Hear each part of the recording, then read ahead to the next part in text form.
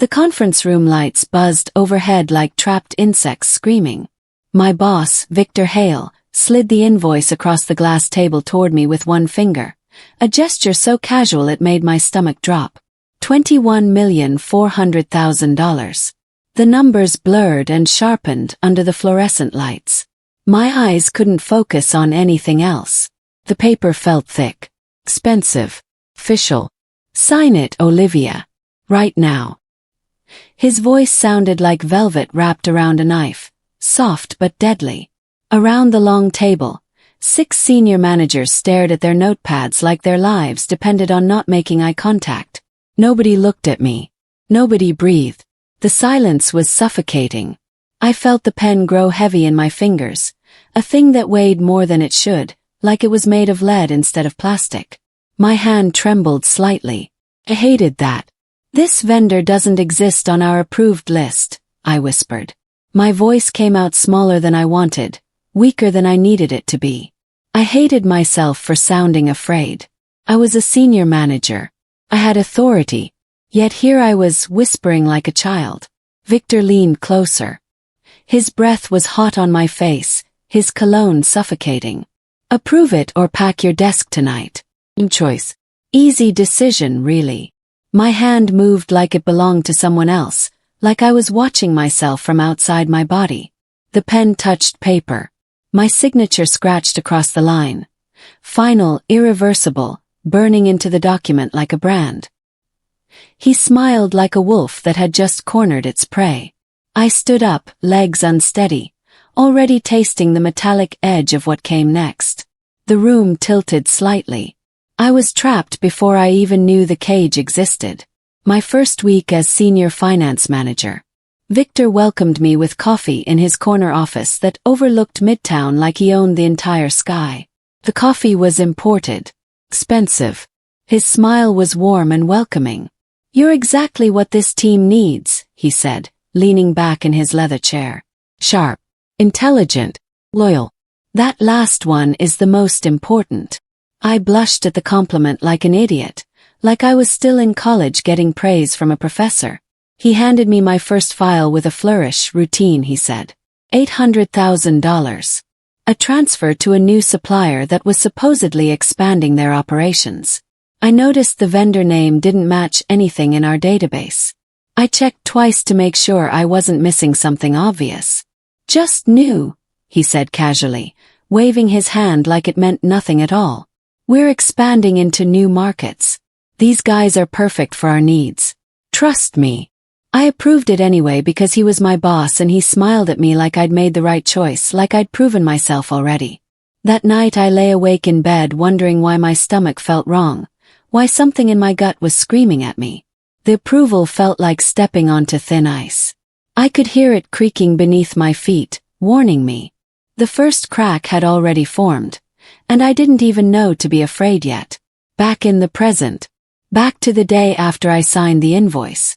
The elevator doors closed behind me and suddenly I was alone in the metal box. My phone buzzed. Victor texting the team chat. "Great meeting, team. Olivia sealed the deal." I stared at those words until they stopped making sense, rereading them over and over.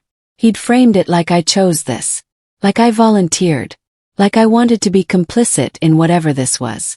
In the dim reflection of the steel elevator doors, I saw my own face. Pale, furious, calculating. Something had shifted inside me, some fundamental thing that couldn't shift back. Door closing. A bridge burning. I opened my email app with shaking hands and scrolled back through old threads from 6 weeks ago, searching for something I'd seen and forgotten. One line jumped out like it was written in fire, highlighted in my memory. Victor forwarding the same vendor's bank details to his personal Gmail account. His personal account. Not the company account. Never the company account. My thumb hovered over the forward button for a long moment. Press send. The email copied to my private account. Copy. Evidence. The ice was cracking wider. I could feel the cold water rising beneath my feet, pulling me down into darkness. Next morning I arrived at 6:45 a.m. The office was still dark. Me. Silent. Just the hum of the air conditioning and the distant sound of the city waking up outside. I logged into the document management system using my audit mode access. Read only, nobody knew I had it, a permission granted months ago that I'd never needed until now. I searched for every invoice tied to Peak Pulse Solutions. The ghost vendor. The name that didn't exist. 17 payments. $38 million. 18 months of theft. All of them approved by Victor personally before they got routed to me to rubber stamp. All of them. My pulse hammered in my ears like a war drum. I could hear my own heartbeat inside my skull. I exported the audit trail to an encrypted USB drive with hands that wouldn't stop shaking, wouldn't stop trembling. My fingers felt like they belonged to someone else. As fluorescent lights flickered on around me and footsteps echoed down the hallway, early arrivals, ambitious people coming in early, I slipped the drive into my bag, into my jacket pocket. Victor walked past my cubicle whistling some song I didn't recognize. He had no idea what I was doing. No idea I was already building the cage that would hold him, trap him, destroy him from the inside out. Lunch break. I sat alone in the park across from headquarters, my sandwich untouched on the bench beside me. The bread would get soggy. The lettuce would wilt. I didn't care. I replayed the conference room moment over and over in my head like a video stuck on loop. His smug certainty that I would fold under pressure. His absolute confidence that fear would break me, that I was weak enough to bend. I opened my laptop on my knees and pulled up the company whistleblower policy. Anonymous reporting was allowed, but only through internal channels. Channels Victor controlled. Channels monitored by people who reported to him. I closed the tab with a click. Instead I searched public records for Peak Pulse Solutions. Shell company registered in Delaware. 1 year old exactly. The director was listed as V. Hale Consulting LLC. My stomach dropped like I'd fallen off a cliff into an endless void. He wasn't just skimming money from the company. He owned the fake vendor. He was building a personal empire on stolen cash, stolen company assets, money that belonged to shareholders and investors. The betrayal wasn't corporate greed. It was something colder, something darker. Something calculated. It was personal. It was planned. It was deliberate. Afternoon meeting. Victor presented quarterly projections with his chest puffed out like a rooster surveying his territory. His tie was silk. His watch was expensive. Thanks to Olivia's diligence, he announced to the room, his voice booming, we closed several major deals. Colleagues clapped politely. Some of them looked uncomfortable. I forced a smile and nodded like I was proud of myself, like I'd accomplished something meaningful instead of signing away my integrity. Inside I was cataloging every lie, every single one. Every word that came out of his mouth was poison. After the meeting he pulled me aside into an empty hallway, away from witnesses, away from cameras. You're quiet today, he said. Everything okay? His eyes searched my face for weakness like a predator looking for the wounded animal in the herd.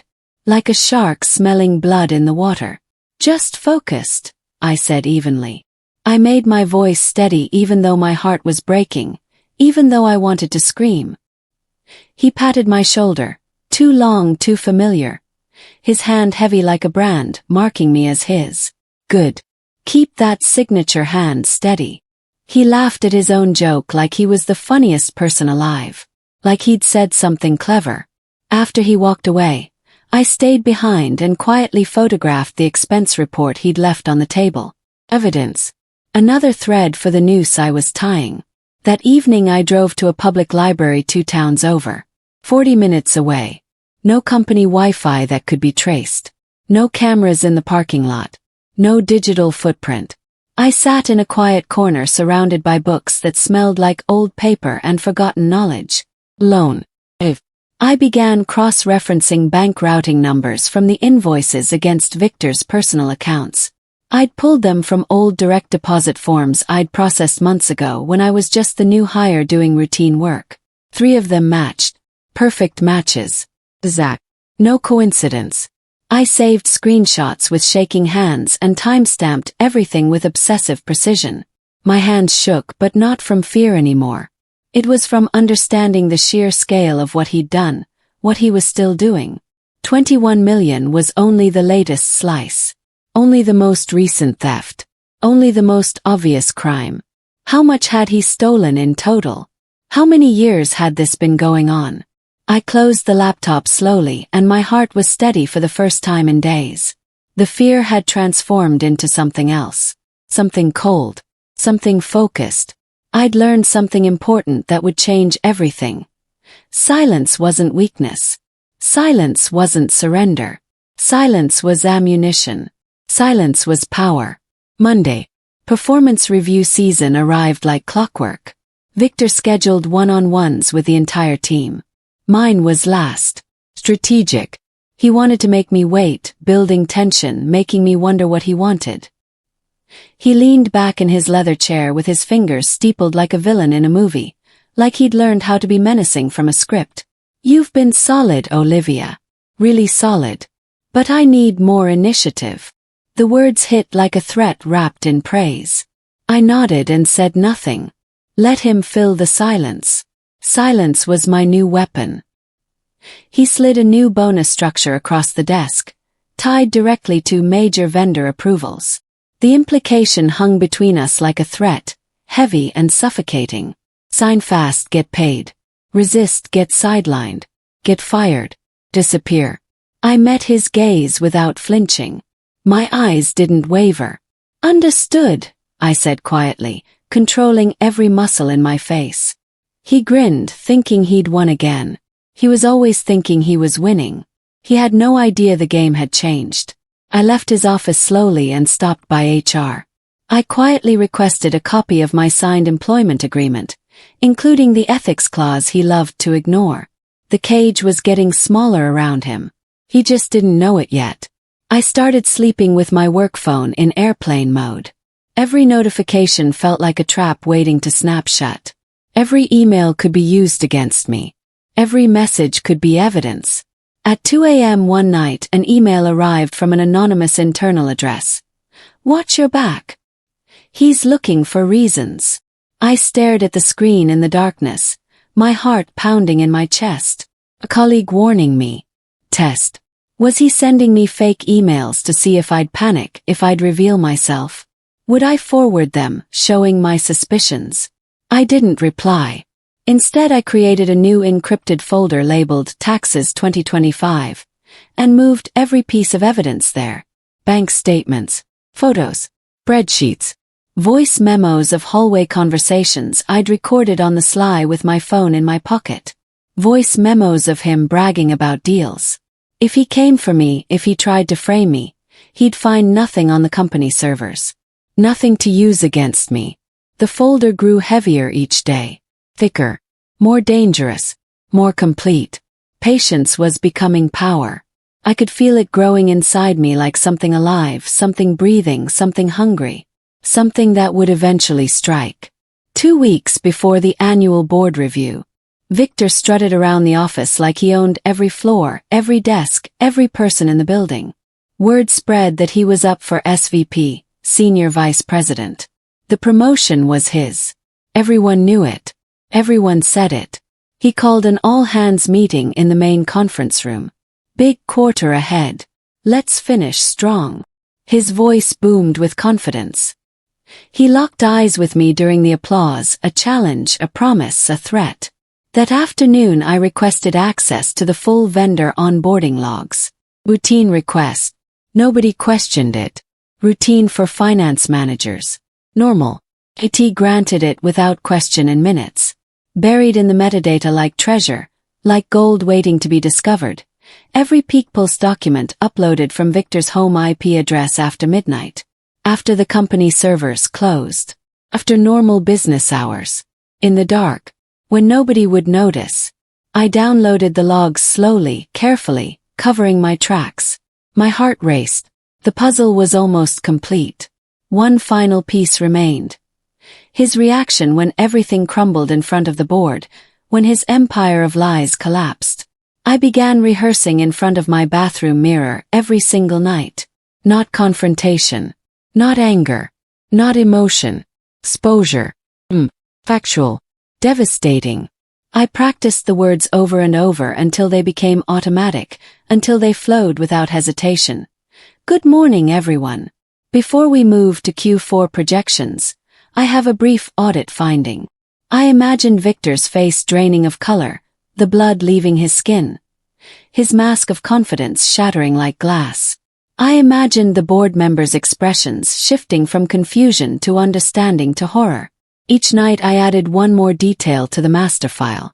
Timestamps, P-logs, wire confirmations showing funds routed to accounts linked to his wife's maiden name. The deeper I dug, the cleaner the trail became. Arrogance leaves footprints. His were size 12 and glowing in the dark like neon signs. I was ready. I was prepared. I just had to wait for the right moment, the perfect moment, the moment when he would be most vulnerable. A junior analyst named Mia stopped by my desk on a Wednesday afternoon. She looked nervous, uncomfortable. You okay? You've been distant lately. I hesitated. Trust was dangerous. Sharing was dangerous. Words could be used against me. Just buried in numbers, I said, forcing a smile. She lingered in the doorway like she wanted to say something else. Victor asked me to pull your approval history. Said it was for your review. Your performance assessment. My blood chilled. It's cold. He was building a paper trail against me. Building a case to make me look guilty, make me look complicit, make me look like I knew what I was doing all along. I thanked her quietly, my voice steady even though my hands were shaking. After she left, I spent the next hour scrubbing my own digital shadow, deleting non-essential searches, rerouting personal emails, covering my tracks so completely it was like I'd never done anything. When I finished, my digital footprint was cold and clean. His was burning brighter than ever. He was walking right into the trap I was setting, step by step, day by day, signature by signature. Friday night. Victor left early for a golf weekend upstate. Some high-stakes game with board members. I stayed late at the office, hours after everyone else had gone home. The lights were dimmed. The hallway was empty. Security cameras don't record audio. Loophole. A weakness in their system.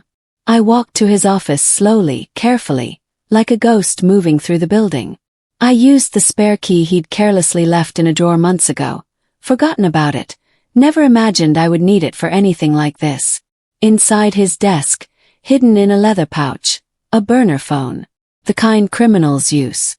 The kind people use when they don't want records. When they don't want traces. I photographed the call log carefully. Dozens of calls to the same Delaware number tied to PeakPulse. Call after call after call. A record of everything. I replaced everything exactly as I'd found it, down to the angle of the papers, the position of the pen. Perfect. As I closed his office door behind me, the hallway lights clicked off one by one, automatic sensors sensing my movement. I walked out into the night carrying the final nail for his coffin, the evidence that would destroy him completely. 1 week to the review. Victor grew careless, floppy, overconfident. He bragged in the break room about the bonus he'd get from the efficiency gains, the money he'd made, the deals he'd closed. Colleagues laughed nervously. They didn't understand what he was really saying. I stayed silent, sipping coffee, memorizing faces. Watching. Always watching. That afternoon the CFO's assistant dropped a printed agenda on my desk. Item 7. Finance Highlights, presented by Victor Hale. Attached was the slide deck. I flipped through each slide carefully. Slide 12 glorified the $21 million vendor consolidation. My signature appeared blown up in the corner like a trophy. Like he'd won something. Like he'd conquered me. I smiled for the first time in weeks. A real smile, genuine, knowing what was coming. He'd gift-wrapped the smoking gun and handed it to me. He'd mounted the evidence on the wall like a hunter displaying his kill. The irony was almost beautiful. Almost poetic. Justice was going to be served cold. The night before the review, I sat in my apartment with a folder open on the dining table. 37 pages of proof. Bank records, emails, IP logs, photographs, voice recordings. Everything. I added one final document. My own sworn affidavit detailing every threat, every coerced signature, every moment he'd terrified me into compliance. I sealed it in an envelope addressed to the board chair, marked confidential, urgent audit matter. My hands were steady. My heart was calm. Then I printed a duplicate set. Insurance. Backup plan. Tomorrow I would walk into that boardroom carrying both versions. One for show. One for destruction. One for justice. The folder was heavy. Not from weight. From significance. From everything it represented. From months of fear and calculation and silence. Sleep came hard that night, but when it finally came, it was dreamless and clean. I didn't dream of revenge. I didn't dream of his face. I didn't dream at all. Just darkness. Just rest. Just the calm before everything changed forever. Review day. 8:45 a.m. I entered the executive floor wearing the charcoal suit I'd bought the day after signing the invoice. A suit that meant business. A suit that meant power. A suit that meant I was ready for everything. The fabric was expensive. Felt good against my skin. Like armor. Like protection. Victor greeted me with a wink like we were conspirators, like we were in this together, like we shared a secret. Ready to shine. I nodded once. Perfect. Controlled. The boardroom filled slowly as I took my seat. 11 directors, the CEO, the general counsel. All watching. All waiting. The room had that expensive silence that came from money and power and secrets. The mahogany table gleamed. The chairs were leather. This was where real decisions were made. This was where my fate would be decided. Victor launched into his presentation with his voice booming through the room like thunder. Slide after slide of fabricated success. Numbers that didn't mean anything. Deals that didn't exist. Words that were all lies and misdirection. When he reached the $21 million slide, he gestured grandly, sweeping his arm like a magician revealing a trick. Thanks to Olivia's quick approval, we locked in major savings. Every eye turned to me. 11 sets of eyes. CEO. Counsel. Everyone watching. I stood slowly, folder in hand, and the room went quiet. The silence was deafening. Victor's smile started to fade like he'd suddenly realized something was wrong. Before we proceed, I said, voice level and calm, steady as steel, I have a correction. Victor's smile froze on his face like a photograph, like he'd been paused mid-sentence. I opened the folder slowly and placed the original invoice on the table, the one he forced me to sign under threat. This document was signed under direct threat of termination, I said. My voice didn't waver. My hands didn't shake. Gasps rippled through the room like a stone dropped in water. I continued, steady, methodical, inevitable. The vendor, Peakpulse Solutions, is not legitimate. I laid down the Delaware registration showing Victor as director. The proof. His name. His signature. His company. His crime. His face drained to ash. Me. Hello. The CEO leaned forward. Explain. Victor stammered, his mouth opening and closing like a fish drowning in air. I didn't wait for him to speak. Page after page hit the table like quiet thunder. Evidence. Proof. Truth. Unshakable. Unstoppable. Inevitable. Victor tried to interrupt. His voice cracked. This is a misunderstanding. I cut him off with a single raised hand. Authority. Power. Control. Silence fell like a guillotine. Every approval I made after March was audited against this pattern, I said. My voice was perfect. Devastating. I placed the IP logs next on the table. All onboarding documents for Peakpulse were uploaded from your home address. His home. His personal computer. Not company equipment. Not a shared account.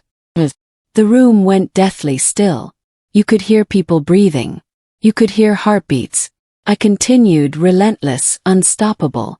Funds were routed to accounts linked to V. Hale Consulting. His wife's company. The company he owned. The company that received the stolen money.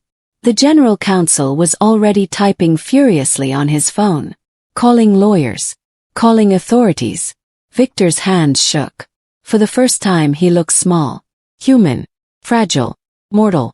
The arrogant man who'd threatened to destroy me now looked like he was dying right in front of me. The board chair spoke quietly. "Ms. Grant, do you have anything else?" The question wasn't curious. It was final. Like they already knew. Like they already believed me. I slid the burner phone photographs across the polished table. "This device was in your locked desk drawer, Victor. The call log matches peak pulse registered number exactly." He stared at the images like they were poison. Like they could burn him just by looking at them. His worst nightmare made real. His security breached. His secrets exposed. I placed my affidavit last. My own words, my own testimony under penalty of perjury, my own truth. "I have already forwarded identical documentation to external regulators and our outside counsel," I said. The room exploded into chaos. Whispers became shouts. Phones appeared. Victor lunged for the papers, a final desperate move, a last grasp. Security stepped in immediately. Professional. Trained. Efficient. The CO stood slowly. His voice was cold. "Victor Hale, you're suspended effective immediately. Escort him out." It was over. It was finally, completely, absolutely over. They marched him away in silence. No shouting. No drama. No last words. Just the soft click of handcuffs the authorities placed 10 minutes later.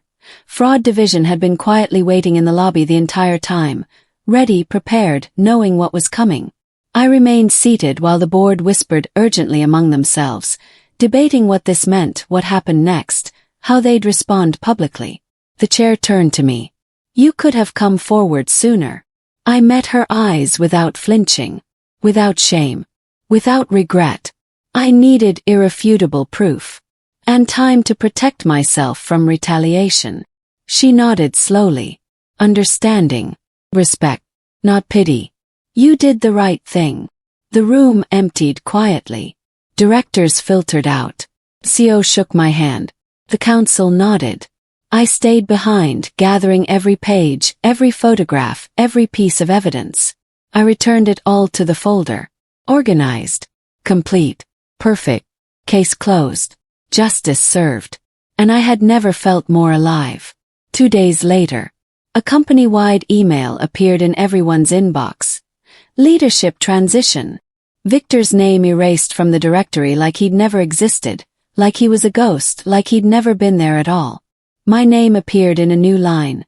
Interim Director of Finance, Olivia Grant. The words glowed on the screen. Director. My title now. My responsibility. My power. Colleagues sent cautious congratulations. Some avoided eye contact. Understood. Trust takes time to rebuild after something like this. After a scandal. After betrayal. That afternoon I met with the new interim CFO. "We want you to stay," she said. "Permanently. Clean house. Away. Rebuild. Make this place what it should have been all along." I accepted without hesitation. Not for revenge. Not for vindication or ego or the thrill of power. For repair. The empire Victor built on lies had crumbled to dust. His kingdom of theft had become nothing. Now the real work began. The hard work. The work of healing. 1 month later, I stood at my new office window overlooking the city. The skyline stretched out before me, infinite, glittering, alive. The folder, now evidence in an ongoing federal case, sat locked in a safe. Preserved. Protected. Victor faced wire fraud, money laundering, conspiracy charges. Serious charges. Federal charges. The kind with real prison time. 20 years. 25 years. His arrogance had blinded him to one simple truth. Silence isn't surrender. It's preparation. Silence is power. I turned back to my desk. A new invoice waited for approval. Legitimate. Transparent. Vetted. Proved. From a real vendor on our approved list. A vendor we'd researched, a vendor that existed and was qualified and was trustworthy. I signed without hesitation. Without fear. Without dread. This time the pen felt light. This time the signature was mine alone. No coercion. No threat. No voice in my head telling me I had no choice. Just business. Just the work I was meant to do. The press release dropped quietly 2 weeks later. Major financial services firm uncovers internal fraud scheme. No names at first. Just facts. Just the shape of the crime. Then court documents leaked from the courthouse. Happens. These things always leak. Victor's face everywhere. Arrest photo, hollow eyes, the mugshot of a man who'd lost everything. His power, his position, his freedom. Former colleagues texted me screenshots. "You did this?" they asked. "Is this the guy?" I never replied. I didn't need to. The answers were obvious. The board issued a formal apology to me at the next all-hands meeting. Public. Recorded. Permanent. Every employee watching. Every investor knowing. I accepted it with a single nod. No tears. No vindication speech. Just acceptance. Closure isn't applause. It's not celebration. It's quiet certainty that the truth finally outweighed the lie, that justice had been served, that the system had worked. 6 months on. I lead the restructured finance team. Brilliant people. Honest people. People who believe in doing things right. New vendor protocols. Dual approvals. Mandatory training on coercion reporting. Nobody can be forced into signature anymore. Nobody can be threatened. The systems protect them now. They protect everyone. Nobody calls me a hero. They call me director. They call me boss. They call me by name. That's enough. That's everything. Late one evening I found an old photo on my phone. The conference room, the glass table, the moment I signed the invoice.